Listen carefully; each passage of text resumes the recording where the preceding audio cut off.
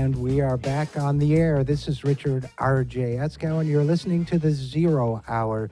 You know, the American dream, the concept of the American dream has a lot of different definitions, but one of the ones I think most people could agree on is the idea that your children can have a better life, a more comfortable life, a more prosperous life than you have had. And our next guest has been researching the nature of that aspect of the American dream, and he joins us now. Robert Fluegge is senior researcher for a report entitled The Fading American Dream, Trends in Absolute Income Mobility Since 1940. Robert is a pre-doctoral fellow at the Stanford Institute for Economic Policy Research. Robert, thanks for joining us. Hi, Richard. Thank you very much for having me today. You bet. And how did I do on pronouncing your last name? You got it exactly right. I know that's a tough one. Well, Eskow. You'd be surprised how many people get that one wrong, too. So let's talk about your study for a second here. I think very important that people know what you found. First of all, if you could just summarize what you found and how you found it, the sort of elevator version, if you will. Absolutely. So what we were looking at, as you mentioned before, is the probability that a child is going to make more money than their parents at the same age when they grow up. Now, what we did is we took a couple of large census data sets, merged them together, and we found that actually over the past 50 years, that number has declined from about 90% or a little above 90% for children that were born in 1940 to around 50%, essentially a coin flip for children that are age 30 today. Yeah, I mean, to me, that's a striking number. Was it always, so 30 was your baseline age, how people were doing at that age? Yes, that's exactly right. Now, we tested it at a couple of different ages, but our baseline measurement was at age 30. So basically what you're saying is that a child born in 1940 had better than a 90% chance of doing better economically than his or her parents did, and that by 1985, that had fallen to about 50%, which is dramatic decline. And it's 40% decline or so or more over that period of time, right?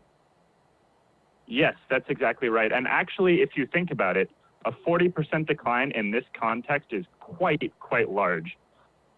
You can think of being of 50%, that is 50% chance that you beat your parents versus not beat your parents, as something of a lower bound unless, the economy was actually shrinking. So the fact that we are at around 50% right now is really a pretty striking result. Yeah, it's a great point, Robert, and I want to underscore it for people, so make sure I get this right. Basically, what you're saying now is that, first of all, the economy is essentially been growing, but what you're saying is it's now reached a point where it's more or less a coin toss, where the odds were enormously in a child's favor if they were born in 1940. By 1985, it was a flip of the coin whether they do better than their parents or not.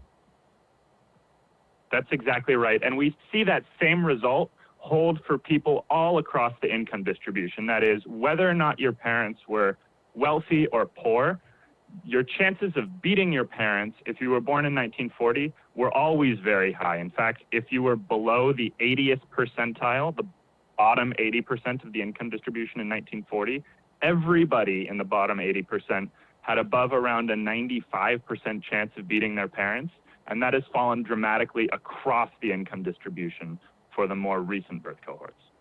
So, a lot of people have talked about this, and again, we're talking with Robert Fluegge, who's a senior researcher on a research project about the fading American dream.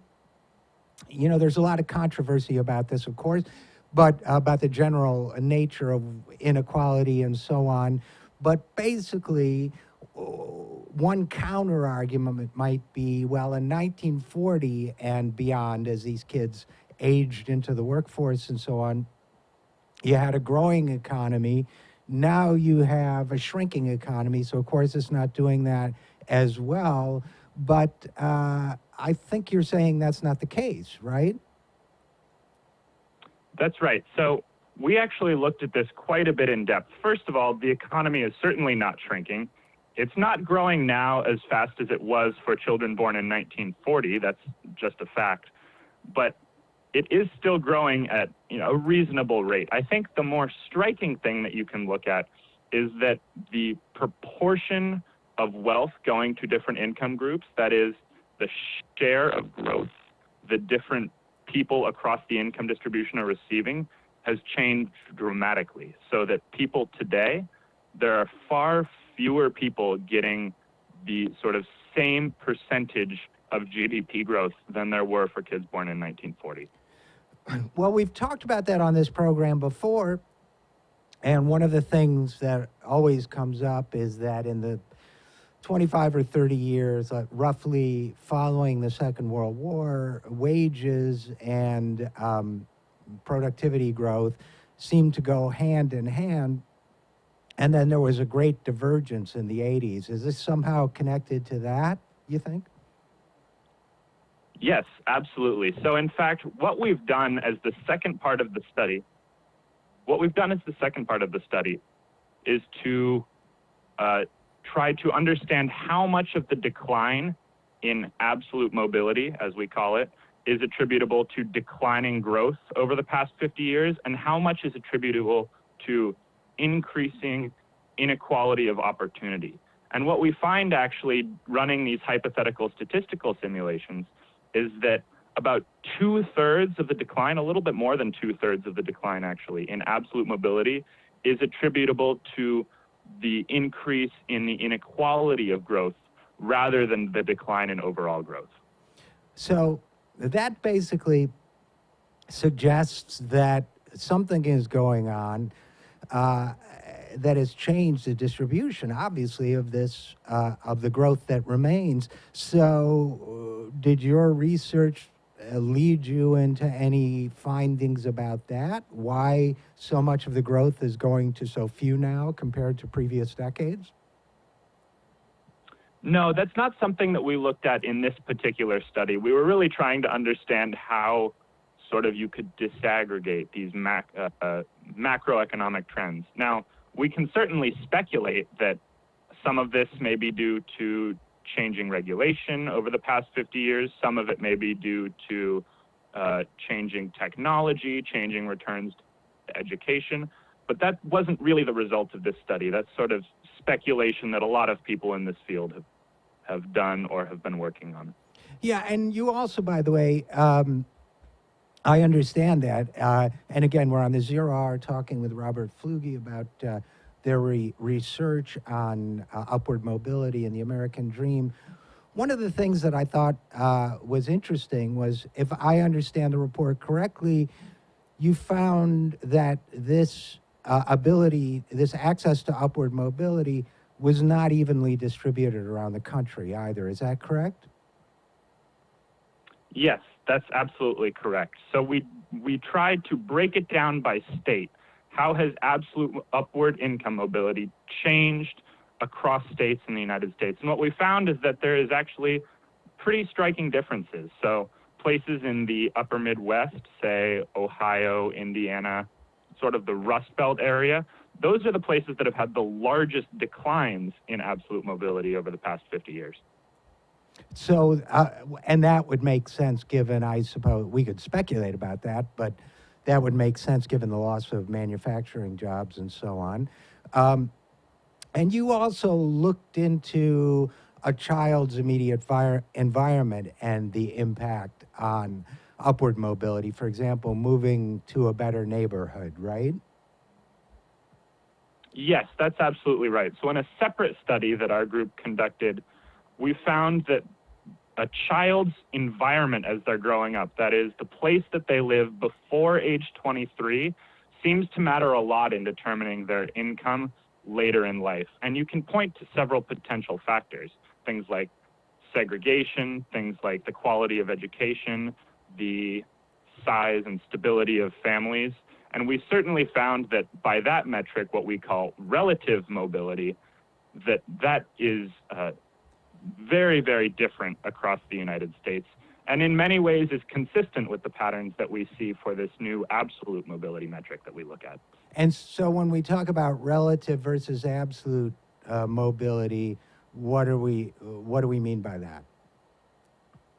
Sure. So absolute mobility you can think of as sort of, does a child reach a particular income threshold, a particular total income? In the case that we look at, does the child reach their parents' income? Mm-hmm. When we think about relative mobility, we think about that child compared to all other children that were born in the same year. Right. So to give you an example of what a relative mobility metric might look like that we take a look at is, what are the chances that a child who is born into the bottom 20% of the income distribution, that is a child that has parents who are in the bottom 20% of the income distribution, what are the chances that that child has to make it into the top 20% of the income distribution, that is ranking them relative to other children that were born in the same year?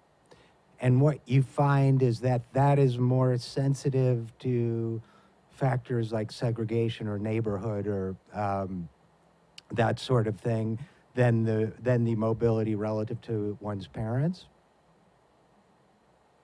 So we actually don't look at sort of these fine-grained geographies for the absolute mobility metric. We really only look across states, given the type of census data that we're using.